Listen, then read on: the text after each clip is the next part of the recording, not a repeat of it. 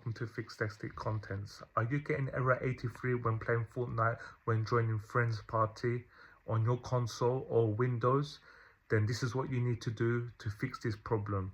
This problem happens when your date and time is not set correctly on your system console. So ensure that your date and time is correctly set for your console or if you're a Windows user. Once you have synchronized your date and time, restart your game, Fortnite, and let me know how you get on. Hopefully this works. Please like and subscribe to the channel, and please comment below and tell me how you get on. Thank you. I will catch you on the next video.